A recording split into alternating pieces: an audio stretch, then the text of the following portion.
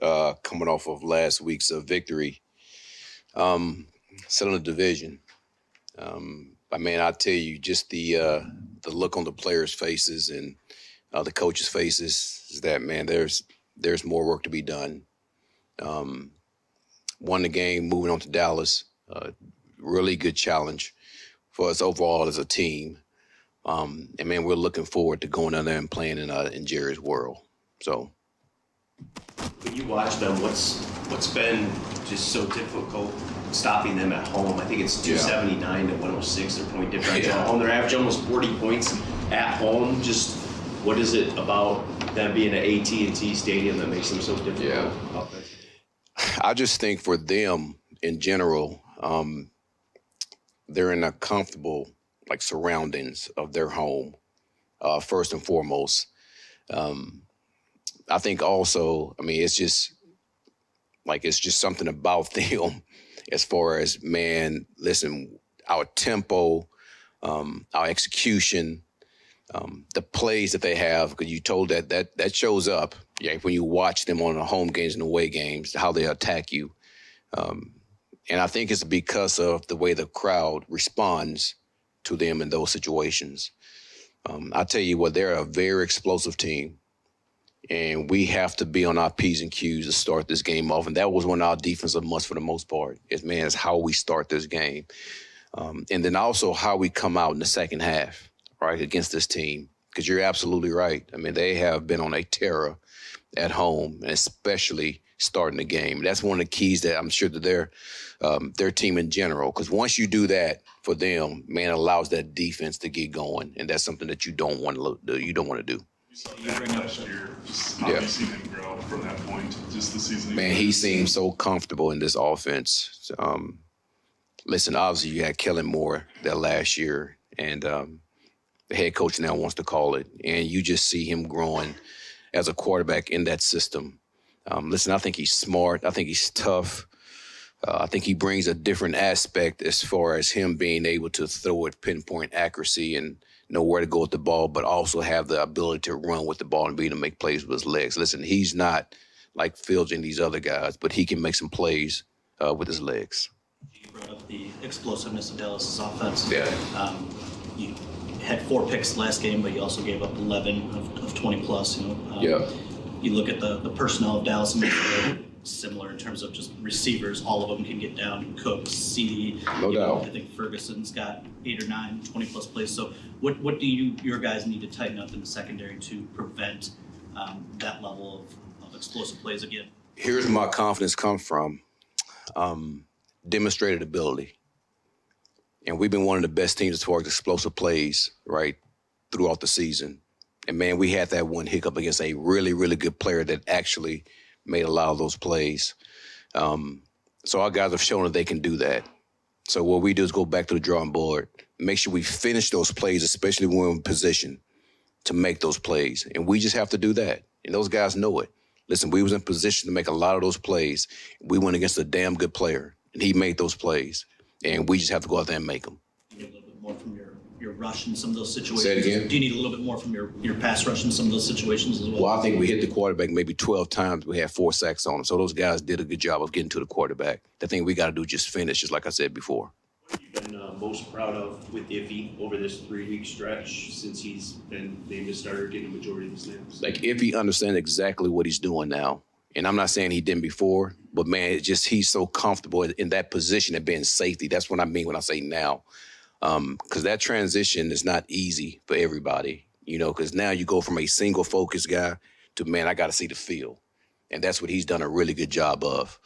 And I tell you what, if you watch this player in practice when we go through some of our blitz looks and things like that, man, he does a hell of a job blitzing. And you see why he have the sack production he's had over the last couple of weeks. So hopefully he can continue that trend. And hopefully for us as a defense, we continue the trend of getting takeaways because you see them coming in bunches now. All right. And I think they've been like keys to how we've operated throughout the games as far as getting these victories. So excited for us as a defense to continue to do that. The takeaways, is that a snowball thing? I mean, have you found in your past that once they start coming, they continue to come? Generally, it does. So I'm hoping that it continues that way. Kind of a pretty unique skill set in terms of just his physical abilities. Yeah. Does he, in a way, open up your defensive playbook? You know what? He's, and I think you guys know this, my background with safeties have always come from a corner background.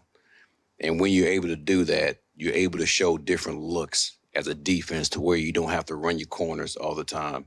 And you can just put them on the slot and we're all good. So in answering the question you just asked, absolutely.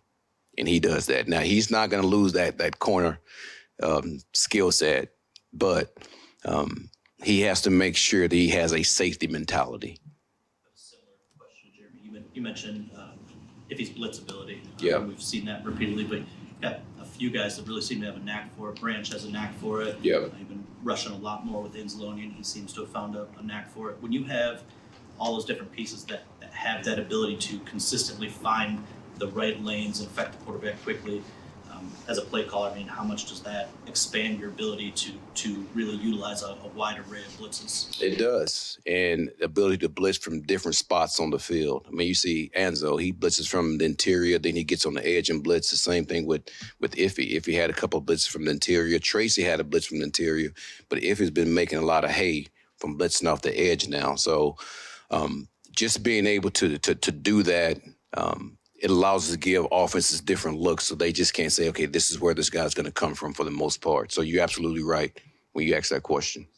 For those guys blitzing, is it disguising it? Is it, just making it Somewhat disguised and somewhat a knack. Sometimes you just have it.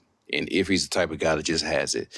Now, I will tell you this, he's learning to understand exactly how to blitz on the back, because there are certain things that a back would do when you barreling right at him. You have to understand that, and you have to be able to read it quickly to be able to understand how to make your moves.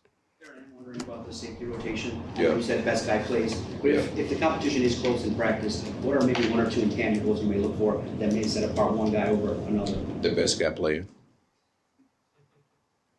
Within Now, listen, there will always be opportunities to getting like all those guys on the field. And I know I'm saying it as a joke before, but listen, man, we want to get the best players on the field as much as we can.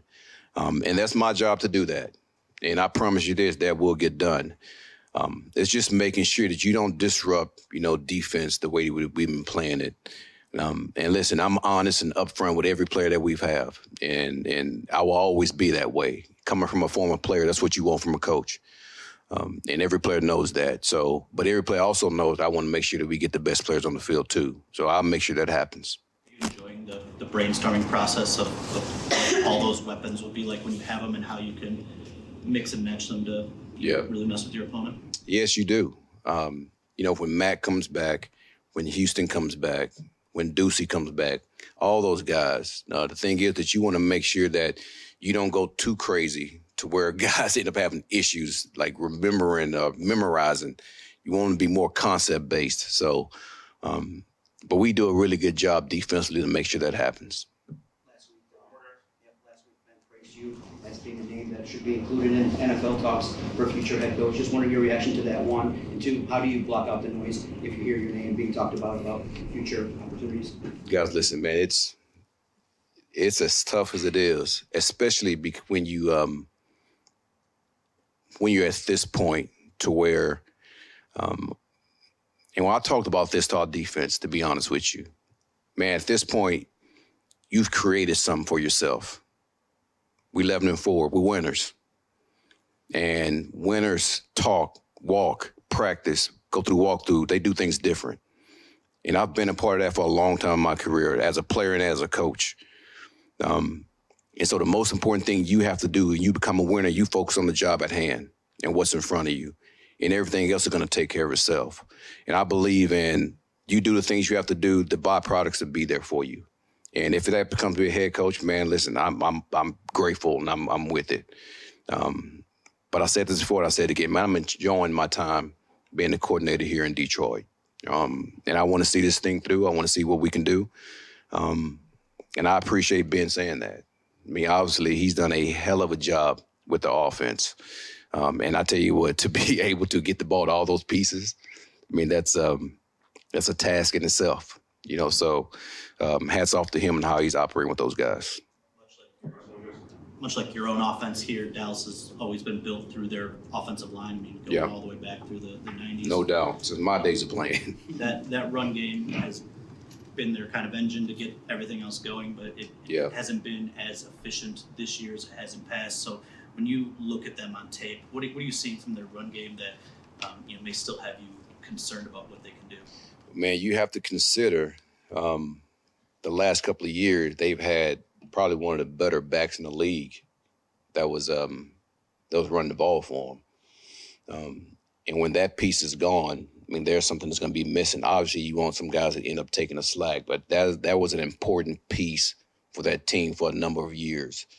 But, man, when you have an O-line like that and the backs that they still have, I mean, they do some things that's pretty unique as far as the run game is concerned. And we know that they're going to try to run it on us. I mean, that's just who they are. That's how they're built. But we also know Dak is going to use his arm in this game. So we'll be ready for it. I'm good? All right, fellas. How we doing? That's right. To go with Badgley. Looks like it's been some pretty good returns so far. Just what did you like out of him? Yeah, he's been solid. But obviously we've had him the year before. We didn't like the protection on the block PAT, obviously. But it really had nothing to do with Badgley or really the operation. We had a guy not execute really his job. It's not a rush we hadn't seen or anything like that, but obviously not good enough. What was the, issue on that play? Yeah, I'm not going to get into it in detail, but we had one player who didn't execute exactly how he should have. The first rep of the game's perfect, and he didn't do his job the way he's supposed to do the next one, and so that's happened. Also had, I think, a legal formation or something like that on a little uncharacteristic for you guys. You've been pretty solid in terms of not getting a lot of penalties this year. Yeah, penalties, I think we have 10 on the season. Some of those, though, are like, it's always hard to look at the statistic because if we take a delay on purpose on punt or something like that or try to get someone to jump off sides and take a delay, that adds in there. But, yeah, we had the illegal formation. Nowaski was off the ball on that punt. I thought our punt team did a good job handling it. It came back out, clutch punt in the end, good coverage. But, yeah, obviously we're not looking at penalties, that's for sure. How tough is that for a punter? I mean, I know that's all they do and that's the expectation, but that's a clutch, I guess, kick, and to have it pulled back and the disappointment of that to go out there and essentially execute it again the way you want. How difficult is that? Yeah, punting the ball is difficult, period. These guys make it look pretty easy, but yeah, I mean, it's definitely not easy in that situation. You know, it's a big moment in the game, which is really kind of what you live for, I think, if you're a true competitor. But it's like 2.5 minutes on the clock. Your first punt was a successful punt, and then you got to come back and redo it. They're putting a lot of pressure on you. They had 8 guys in the box. They were rushing us on really both of them. I thought the protection did a nice job, and then obviously Fox did a great job hitting the ball. Especially the second one. And then, Lucas, our right gunner down there, he did a real nice job kind of holding that guy up from getting started. Number 4 was a competitive returner for them, Powell. And then the rest of the coverage did a nice job covering down the field. So it ended up being a good play. Faced a pretty good returner this week, Turpin. If I remember right, you guys might have looked at him. I could be wrong about that, but when he came from USFL or where he came from, so what challenges does he present with you? Yeah, he's a good competitive player. I would say really at that returner position, one of the first things that makes a guy good is just being like competitive, wanting to catch the ball, wanting to do something with it after the play, trying to do something with it, no matter what the picture looks like. You know, as a punt returner, is there a gunner in your face, but you're still catching it and trying to make a guy miss and go, or you're taking the easy, fair catch. And this guy, he wants to return every ball he can return. So he puts pressure on you that ways. And then, he's not a real big guy, but he's definitely quick and shifty. He does a great job of setting coverage, making guys miss. He can really stretch you and make you feel his speed, quickness, and then he'll put his foot in the ground. He's kind of a, quick one-stop, start-stop, one-cut type guy. So anyways, he creates space for himself like all the great returners do. He helps the blockers in front of him look good by setting those blocks up, making those guys, really look better than maybe they are without a good player back there. So he definitely does a really good job. We played against a handful of good returners the last few weeks here, so this will be another one good challenge for us. You can appreciate what Brandon Aubrey's doing for Yeah, it's crazy. I'm happy for the guy. I didn't really know much about him. I actually went to one of those USFL or whatever league he was in, XFL, USFL, whatever that was here when they were playing, I don't know, the Michigan team in Ford Field. I went to the game, watched the guy play. I thought he did a good job. He's friends with Daly, our long snapper, and they went to Notre Dame together. And so he ended up being at the game also and told me about him. So we're sitting there watching him play. And, it's obviously great. He told me the story. He's a soccer player, converted. And then it's good to see him, obviously, having the success he's had. He's done a great job. I love the story. I know you're a story guy about, coming from soccer right now. Yeah, it's awesome. I mean, good for him. And then, he's played great. And it's not only, he's hit some tough kicks, too. He's got a 60-yarder. He's 8 for 8 from 50+. He's 33 of 33. I think he's hit, 13, 30 to 39s, and maybe it's 6, 40 to 49s, but good numbers. You were part of the kind of everything in Philadelphia when they kind of got the monkey off their back and were able to make that Super Bowl run. Just curious how you were able to reflect on this past weekend and the achievement and maybe the road ahead as well. Yeah, so I appreciate you asking the question because you guys kind of asked me a similar question a week ago of and I really wasn't prepared for that very well. And so I hadn't really thought much about it. And I really think that, so since then I've thought a lot about it because it's bothered me. You guys got me. But it has bothered me. And I think really, I really feel, and I kind of mentioned it a little bit, but as a coach, you are definitely so worried about the next thing. And it is very, very hard to reflect and realize, any good during the season. And so really, I don't even know what we've accomplished. We're trying to win the next game. And that's like coach speak, but it is definitely how we feel. It's definitely how I feel. I know that for sure. And really the plays that stick in your mind, I think the older you get and the longer you coach, the plays that stick in your mind are like the negative plays. So the blocked field goal or the extra point from last week, it's Christmas Eve, you can't sleep, you wake up on Christmas morning, you're still frustrated. And then you're thinking about, okay, now what are they going to do to us this week? How are they going to attack us? We got that on film. And really, I really do think that in the moment as a coach, I think most of us really are just so focused on the next player, the next opponent, the next game, that it really is hard to put it in perspective.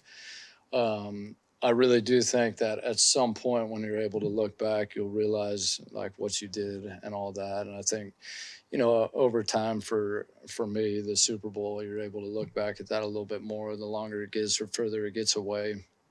And that you did something good. And I think, the most important thing on all that stuff is probably the people that invested so much in you along the way, whether it be your parents or your high school coach or whatever, that you made them proud and you made them feel like, this guy actually did something. So anyway, I don't know. I really do know that obviously the Cowboys are a good football team. They play well in special teams. And so it really is. As soon as that last game was over, those guys are all celebrating in the locker room. So my kids tell me they're on like whatever, the live feeds of whatever these apps are. And they're like, where were you? And I was like, well, I was changing and getting ready for the next game. So, and that's just how it is. I wish I could sit in there and celebrate, but really it's their day anyways. I think that's how a coach sees it too. It's like, you're happy for the players. You love it for them. That's why you do it. It's really not about you or me or I. It's really more about them. And so you're happy for them for sure. But for you, you're getting ready for the next thing. We got Christmas, sort of thinking about that block. Well, I woke up in the middle of the night thinking about it. I mean, a million times. Yeah, you think about those plays. The negative plays stick with you much more so than any of the positive plays. You know, in my time, we've made a lot of plays too, but the ones that really stick with you the longest are all the negative plays. You know. Or, maybe it's easy for coaches to compartmentalize and, hey, it's not the next game. Players are sometimes a little bit different, right? They can get caught up in the emotion. What's the key to make sure that players stay aware of the big picture and not get too caught up in, hey, this is what we accomplished, and let the game slip? Yeah, I think the key to that is basically just bringing the focus back down on each play, make them realize, like, for us, that blocked field goal is an opportunity to talk about, hey, but you can't let your guard down in this game. It's just like life. I know I always say that all the time, but it is like life. And I think what happens to people is the head coach uses this word with us, but complacency sometimes sets in. And you think, like, I could give maybe just a little bit less and get the same result or the same reward. And I don't maybe have to. And maybe the longer I do it and, the more proficient I become, like with your job or my job, maybe I don't have to quite do that anymore. Or I deserve to not maybe have to put as much in as I used to when I was young coming up. And I think, this game will humble you that way. And as soon as you give it a little bit less or lessen your full attention at times, you'll pay the price for it. And that's really what we did on that field goal block. And it's what you love about the game as a coach is it takes everything you got, every single game, every single play. It means so much. It's why you're focused on the next play all the time. But it truly is, and it's a challenge, and it's what's great about it. But I think really grounding the players and getting them to realize, like, hey, man, this game's going to come down to execution. It's going to take every play for 60 minutes, and it's going to take every guy's best. And really it comes down to probably the team that makes the fewest mistakes. I wanted to ask about Tracy Walker.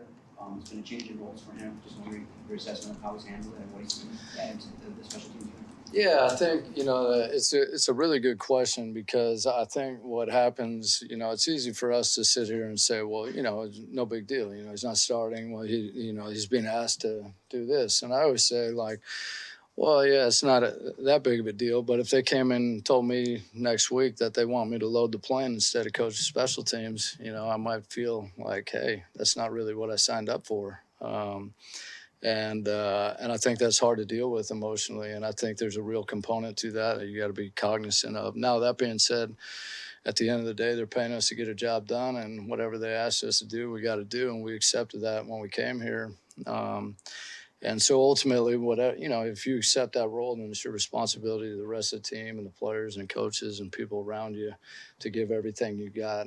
I think that Tracy's done a great job with that, and I really respect and admire it. I know it's what he's supposed to do, but it's not easy. He does it with a smile on his face. He's into it. He's trying to get better.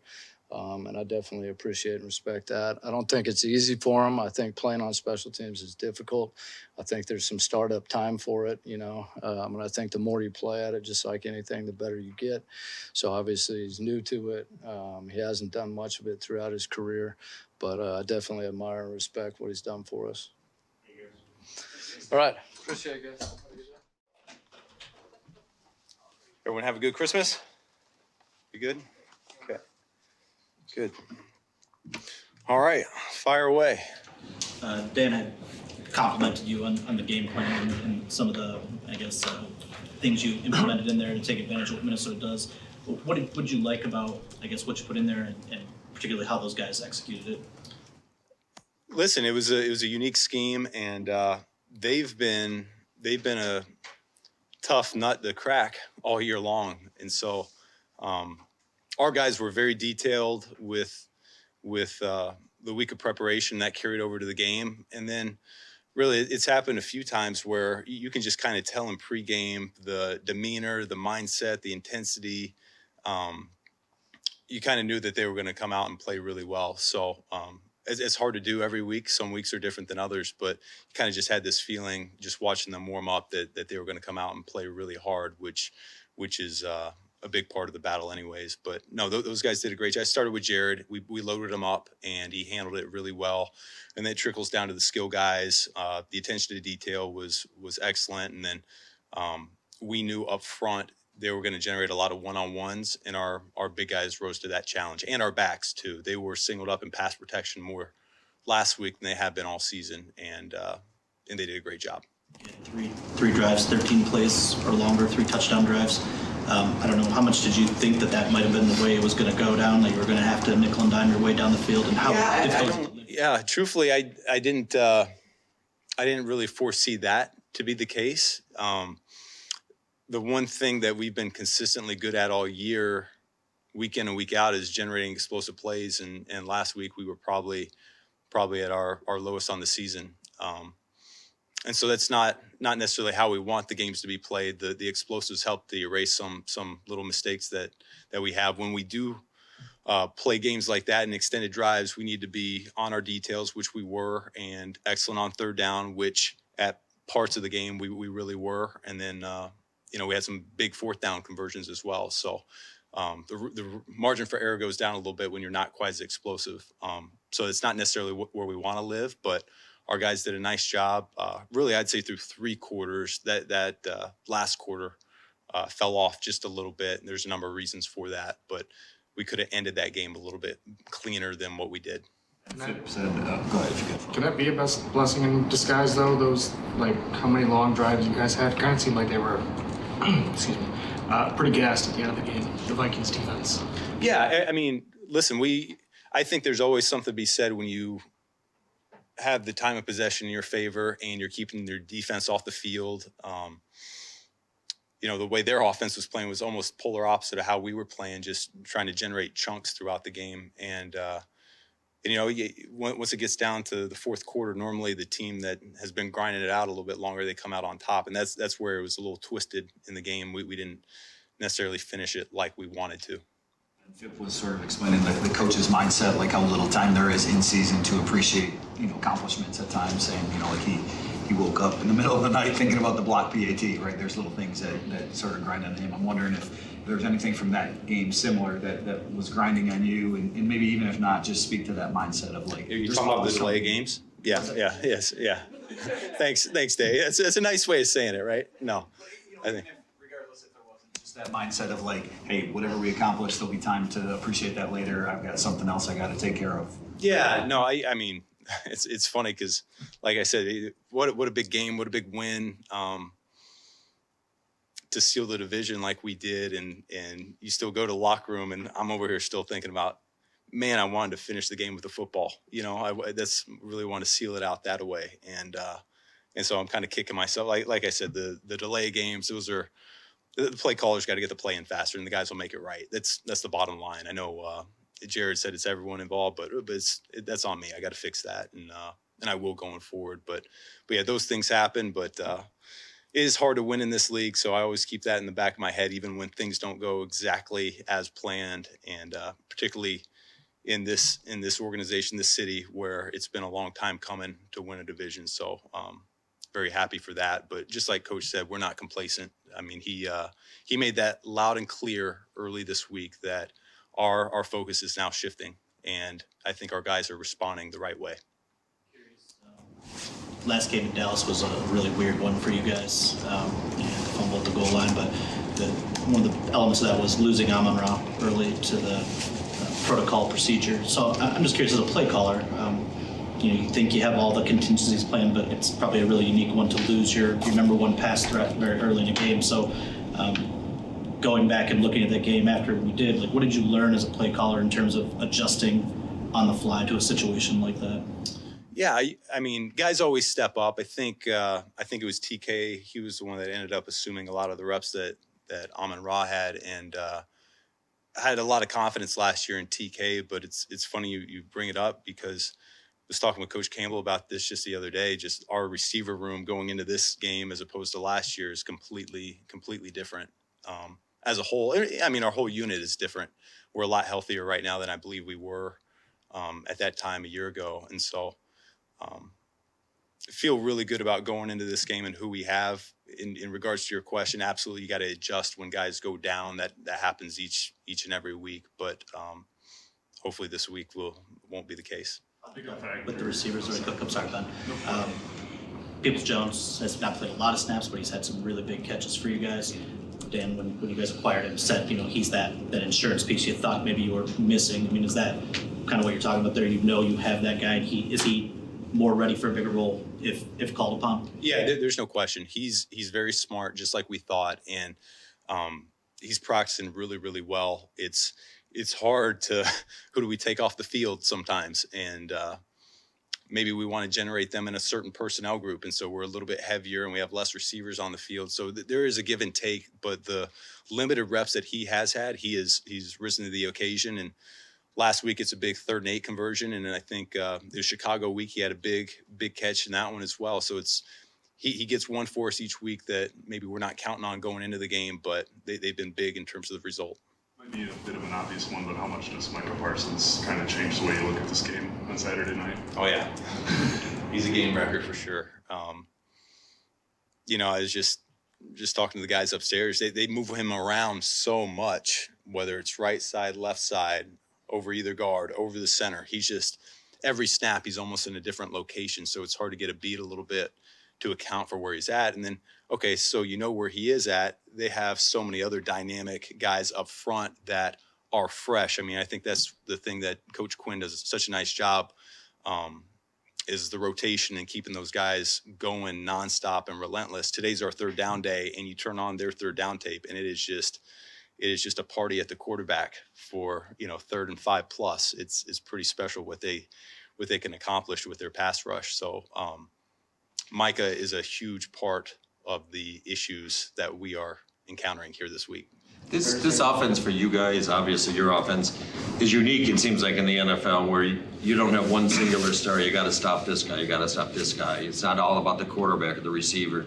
Is that, I'm sure that's advantages for a play caller. Is it challenges too when you have so many receivers, multiple running backs, to use them all? Yeah, I think that's something we do every week, is we try to make sure whoever's active on game day, there are plays in for each and every guy. We whether they get called, that's a different story, and whether the defense gives us the favorable coverage, that's a different story as well. But these guys are all involved. A lot of guys will ask to do some dirty work, and we want to reward them with some. In the run game, they're doing some dirty work, and we want to reward them with some targets in the passing game because of it. And so, there is a little give or take, but I do feel that when a play is needed, or if we're stalling out, there are certain guys we gravitate to. Hey, we got to get it into so-and-so's hands or so-and-so's hands, just to get a little spark and a little juice to get us going back on the right track. The obvious names, I'm thinking in that regard. Yeah, I mean, there are a lot of guys, but yeah, the guys that probably touched the ball the most: St. Brown, Gibby, Monty, Laporta is certainly making a case to be there as well. Was David dealing with anything, or why did David not play much in that 3rd quarter, not get much touch? It's just game script? It was really kind of just how it went. I really don't have a great reason for you, Dave, to be honest with you. We're kind of moving along and talking with Coach Montgomery. He's like, hey, this is going to be Gibby series. This is going to be Gibby series. And that's kind of how we came out of I don't know if the reps were skewed in the first half to where we just wanted to even it up there in the second half. A short week, so we didn't really revisit that in depth here early this week. I have a Gibbs question for you. I mean, we've seen it. He's so incredibly electric. Every time the ball gets in his hands, like you're almost expecting a big play now. I don't think we've seen that in the past game as much as maybe we anticipated, just the way you really worked that and grinded that through the offseason. It's not for a lack of effort. You're giving him plenty of targets. Just is there something that you're finding that's not unlocking him in space the same way in the past game that you are on the ground?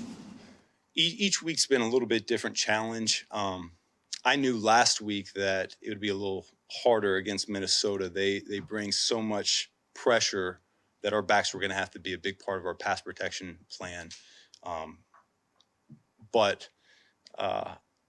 Yeah, I would say just each week, each team is adding a different layer of how can they make it challenging to get him the ball in the passing game. Some weeks are easier than others. Leave it at that. Does Gibbs equipped to do the 4-minute offense too? I mean, that was David, obviously. He came back in and handled that for you, but you had so much success. Like, you just ride the hot hand and give Gibbs those carries. In the 4-minute?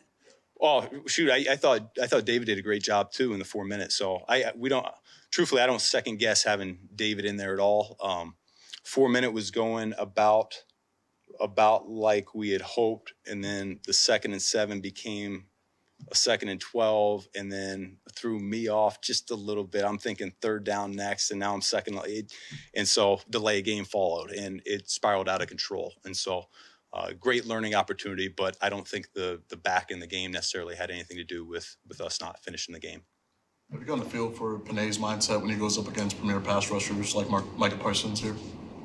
Yeah, I think he's the same guy every day. So I'm sure he relishes this challenge, as does Dak on the other side, because like I said, Micah is gonna line up all over the place. But yeah, he certainly loves this type of matchup because it allows him to showcase what he's capable of. Thank you. Thank you.